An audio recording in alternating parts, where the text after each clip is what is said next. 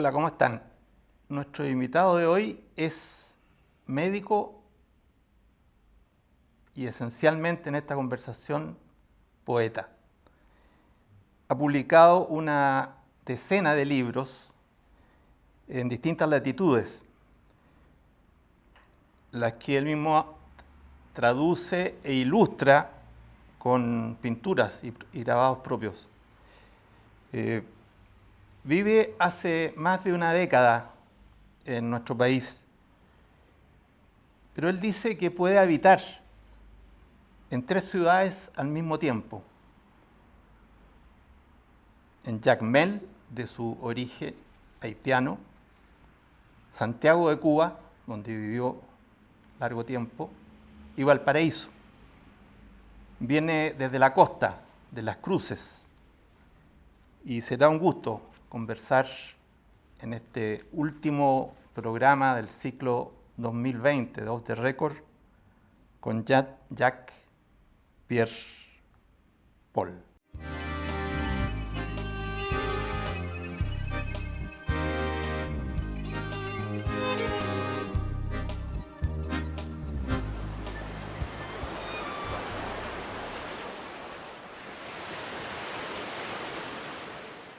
Jan, un gusto tenerte en Off the Record. Muchas gracias, un gusto para mí también, muchas gracias por la invitación, me siento honrado. Voy a leer, para los que no saben, voy a afirmar que es casi imposible ser haitiano sin ser poeta, anticolonialista y cazador de dictadores. ¿Por qué es casi imposible? Bueno, empezó con una pregunta bien fuerte, ¿no? Es porque nuestra historia está fuertemente, intensamente relacionada con una búsqueda que no es solamente de libertad, que al mismo tiempo que tiene una dimensión poética muy esencial.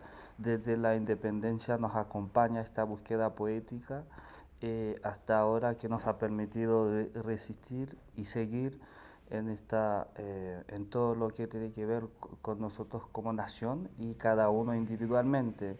Por eso es casi imposible, y la poesía representa mucho para nosotros, no solamente un asunto literario, sino también una especie de herramienta, arma, todo lo que permite resistir eh, es poético para nosotros. Por eso tú te defines esencialmente como poeta más que como escritor. Sí, sí, de hecho es verdad, me gusta hacer esta precisión. De hecho, casi generalmente no digo médico, digo el hombre científico, no digo poeta, prefiero el ser poético, porque no es lo mismo en realidad. Porque cuando se habla del ser poético, se habla de alguien que está en búsqueda de algo, no alguien que está escribiendo poesía como pasatiempo ni como oficio, pero el ser poético es la posibilidad de llegar a ser poeta, ¿Es vivir la poesía? es tener la poesía en todos los aspectos, es buscar y conseguir la dimensión poética en todos los aspectos de la vida. Es saber que la vida no existe sin una dimensión poética. Leo un fragmento de tu poesía que me llama la atención al respecto de lo que tú señalas. Dice, la belleza nos salvará, si ella no puede, el abismo lo hará. Son las 12:15, dibujo 2 fantasmas en mi cuarto, mi poema y yo, y me acuesto entre los dos para dejar de morir. Me hace sentido con esa reflexión de vivir la poesía, de vivir el ser poeta, con esa distinción que tú haces, y creo que tiene que ver con el origen, con tu experiencia. Yo te refería a tus orígenes haitianos, esa larga experiencia también en Cuba y acá en los largos años que llevaba en Chile. Todas esas tienen que ver, además, me refiero a lugares que tienen que ver, quizás no es un detalle, pero imagino que no en la poesía, cercanos al mar. ¿Cuánto importa eso en tu vivir poético? Sí, sí, pero fíjese que para nosotros el mar es algo casi omnipresente. Para un isleño o un ser insular, el mar es un asunto casi clasificado, es decir, viajamos con el mar, está siempre con nosotros. Entonces, no estamos buscando el mar, hacemos algo con esta inmensidad azul que tenemos en nosotros. Entonces, eso es la insularidad interna. Entonces, lo que más ha influido, yo creo, en mi vivir poético, en esta búsqueda poética, son etapas que he tenido en mi vida como persona y como empieza desde las primeras lecturas poéticas de mi ciudad, de los poetas nacionales de mi país, pasando por poetas franceses, africanos, caribeños, canadienses, donde yo empecé a ver la poesía como la madre de las posibilidades. Es decir, que no había forma de estar quieto, de dejar de buscar, y que dejar de buscar era como el fin de algo que no se recupera nunca. Esto es una etapa importante. La otra etapa es la del ser científico sumergido en estudios universitarios, medicina, ciencia en todos los aspectos. Al mismo tiempo empecé a leer poesía en español y asistir a talleres de poesía. Y esta experiencia, esta segunda etapa de mi vida es muy importante porque me ha permitido decidir no separar nunca el ser científico el hombre científico del hombre poético. Y esta experiencia se ha desarrollado esencialmente en Cuba. Y después llegué a la última experiencia, que es cuando decidí prácticamente escribir en español, con una decisión dolorosa, bastante fuerte al principio, cuando decidí escribir directamente en español. Esto me ha ido abriendo un mundo más grande, y son etapas para mí que me han marcado, tanto como ser humano, como poeta y como médico. Bueno, de esa creación y de esa originalidad que está en los textos, vamos a conocer algo a su de lectura. Vamos a seguir haciéndolo en un minuto, ya volvemos con Jean-Jacques.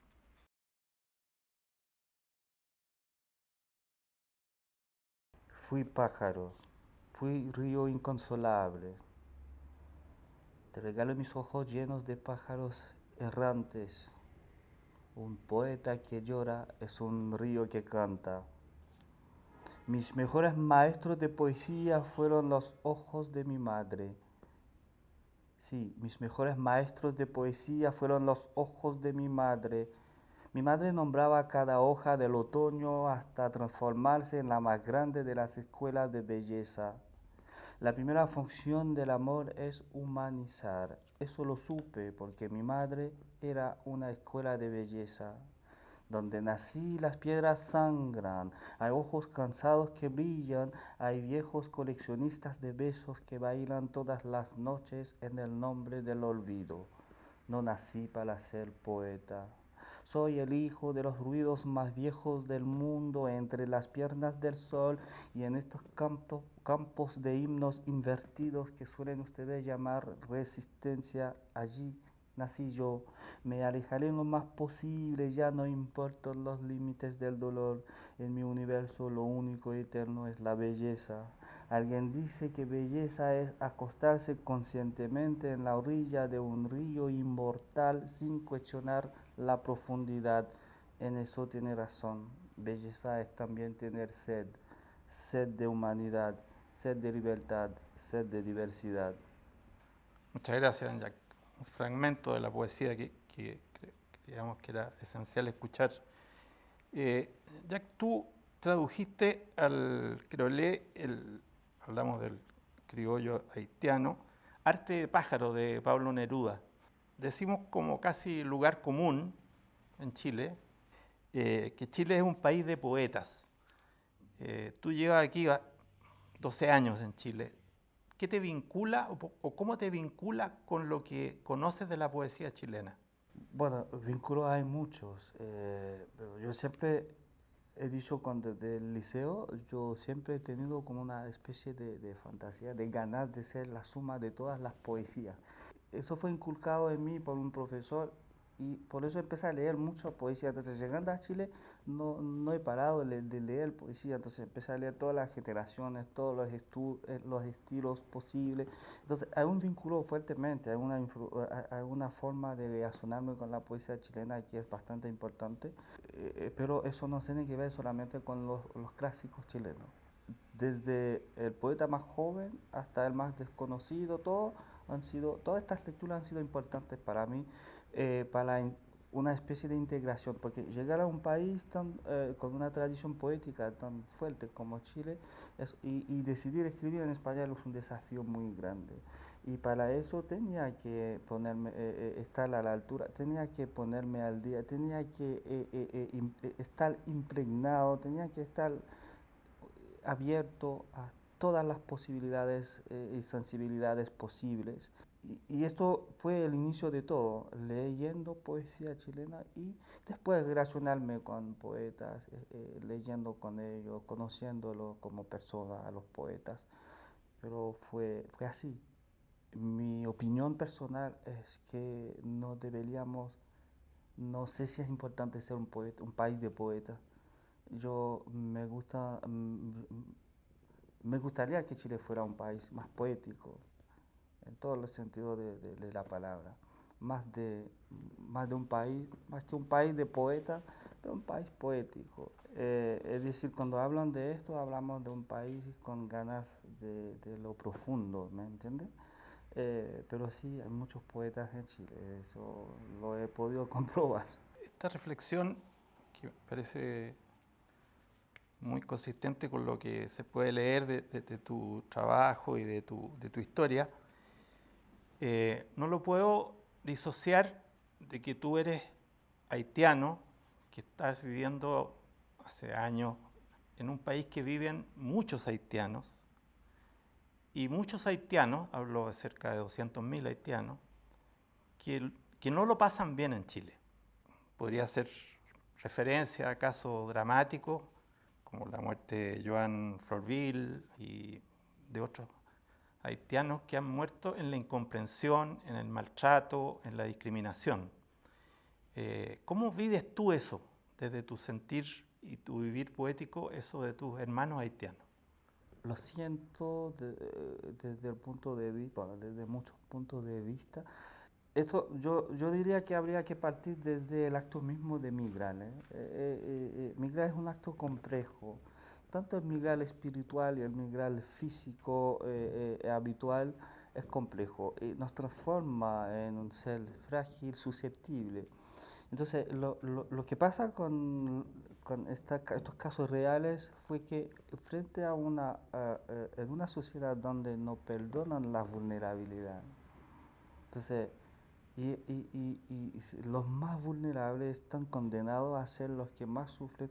No tenemos una capacidad de ofrecer una belleza extrema frente a una vulnerabilidad extrema. No estamos preparados para eso, no estamos educados para eso. Eso lo entiendo, eso yo digo nosotros en general, como sociedades. Y esto se ha visto mucho en estos casos que me acaban de mencionar. Entonces, esta vulnerabilidad extrema, múltiples, que se han visto en estos casos, en muchos casos de compatriotas, traen como consecuencia estos abusos, estas incomprensiones. Y muchas veces no son incomprensiones, yo diría, no siempre son incomprensiones, pero sí abusos y maneras de tratar, pero bien enraizado desde el punto, en el subconsciente colectivo donde estamos viviendo. Y esto también trae una vulnerabilidad menos visto que la vulnerabilidad espiritual, porque emigrar también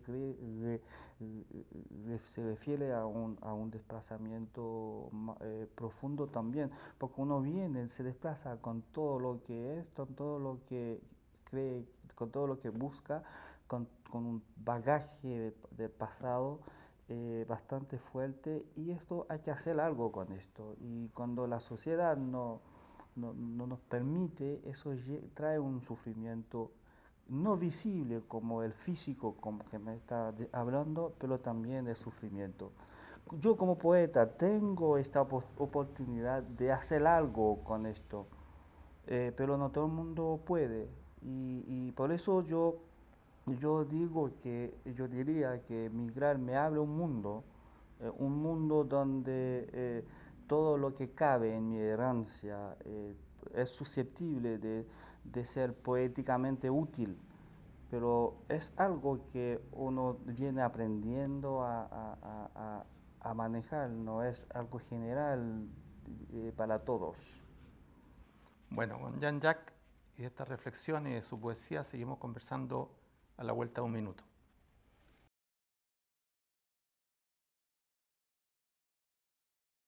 Encontrarse no es nada más que perderse. Lo único mérito de estar aquí es haber aprendido los signos de fines de mundo. Mi salvación es la capacidad de inventar sueños. Sí, señores, mi humanidad es una fábrica de sueños nada más. El desierto está aquí entre los labios del tiempo celoso de sí mismo y el descenso de mis pájaros renacidos. Gracias al primer salto aprendí de memoria la salida de todas las cosas primordiales. Abismo es donde hay luz, las primaveras nunca mienten. Aprendí también la irreversible intimidad del estallido.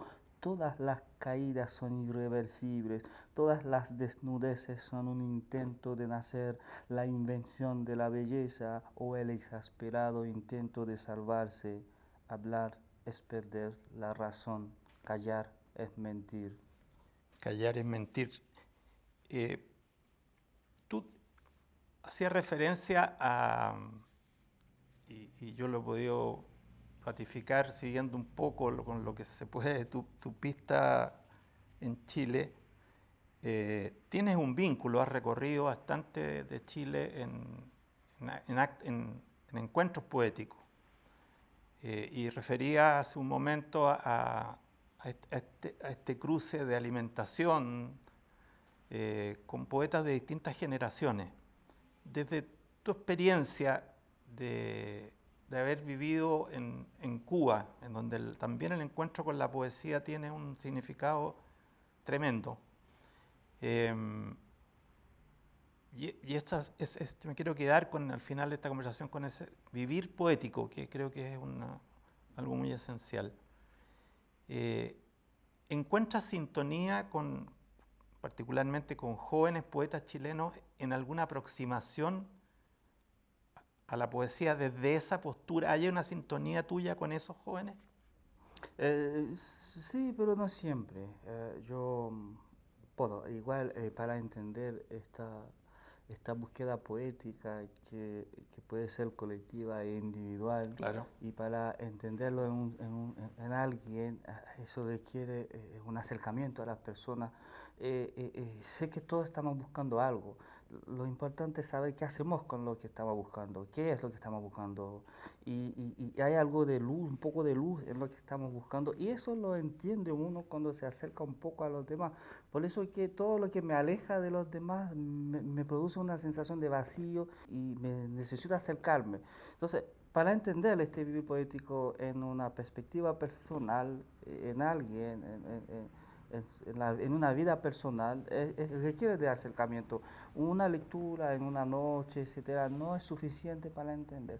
Sí, he tenido amistades más bien marcadas con jóvenes poetas chilenos, y se entiende que estamos todos en esta búsqueda. Y este intento y esta como ganas de vivir poéticamente, yo diría que como en lo estético no hay nada definitivo, todo lo definitivo sería como el fin de la misma belleza. Entonces yo diría que es posibilidad de vivir poética. Es decir, esta misma búsqueda, este mismo intento, ensayo de vivir poéticamente nos acerca a una vida poética. Es decir, no hay nada definitivo, ¿me entiendes? Es decir, yo confío en aquel que lo intenta. Que lo encuentre es otro asunto, eso requiere un debate más grande. Claro. Pero sí es verdad que he podido hacer ver que se nota esto en muchos poetas que yo conozco más personalmente. pero no es algo en general, ¿me entiendes? Claro. ¿Cómo definirías tu vínculo hoy día con Haití? Es caótico, caótico. A veces siento que a veces mi país y yo formamos una especie de abismo, una especie de caos y nos estamos buscando, yo lo busco, me busca y de ahí viene esta necesidad personal de hacer de este caos algo distinto, algo bello, algo útil desde el punto de vista del lenguaje o personal, porque sí ha sido bastante difícil. Vivo con una sensación de culpa, una especie de culpa que no me lleva a una enfermedad, ¿me entiendes? Pero sí que yo me gustaría haber hecho todo lo que hago estando sentado en mi pueblito. Entonces, esta necesidad de haber salido de mi pueblo, esta obligación, pero personal, de haber salido para lograr ciertas cosas, me marca desde el punto de vista y me llena de una sensación de pena, más bien nostalgia, pero la nostalgia es poética, así que no me molesta la nostalgia, pero una sensación Pero hay de te culpa, de duele, culpabilidad, de dolor. ¿Por qué me fui? Y nunca he podido entender por qué me fui. Y a veces me he preguntado si realmente me he ido. Porque yo estoy en esta sensación de alguien que se va, que, se- que yéndose, que estás consciente que no se va yéndose, pero que no se va a ningún lado. Y esto es una ambigüedad, esta situación perpleja que mantiene mi relación de mi país, especialmente mi ciudad, conmigo. Y a veces nos formamos una especie de caos, de abismo que no se puede resolver fácilmente. Ni volver, ni huir. esa sensación que la transmites tan bien poéticamente de ese dolor de la distancia, jugando con con la imaginación, la fantasía, ¿sueñas con volver a Haití? Siempre. Un sueño permanente. Pero como le dije, no es un sueño que yo me despierto, me quiebro en Sí. llanto, que quiero volver como un niño, que quiero volver a su casa. No, es algo que se interioriza tanto que no deja de ser parte de mi futuro. ¿Cuándo vuelvo? ¿Y por qué vuelvo? ¿Y cómo vuelvo? Es un sueño, porque si no hay ganas de volver, yo digo siempre, uno se va, se llama, es real, uno siente este concepto de irse, es real, es cuando se acompaña de una necesidad de volver. Si nunca hay necesidad de volver, no se ha ido nunca. Es como que nunca fue parte de nada. Entonces, si nunca fue parte de nada, no se va de nada. ¿Para qué sentido tiene haber ido o no? Da lo mismo todo. Entonces, irse realmente y quedarse con ganas de volver, eso significa que realmente fui parte de algo y que realmente dejé algo y que realmente estoy arrastrando algo. Y eso es permanente. Bueno, Jack, ha sido un real gusto esta conversación, se nos ha hecho corta, pero nos quedamos con tu poesía y con tu reflexión poética y con esta manera de vivir la poesía, que es lo que nos hace felices de haberte tenido en el cierre de este ciclo de Off the Record. Muchas gracias. Gracias a ustedes, ha sido un placer. Eh, bueno, el tiempo siempre ha Es sido cortísimo. corto para el poeta. Así es. Muchas gracias. Bueno, y a ustedes los esperamos en el próximo ciclo de Off the Record. Ojalá en algún momento de los comienzos del año que viene. Para ustedes, un buen término de año. No ha sido un año muy feliz. La mejor de la suerte. Hasta la próxima.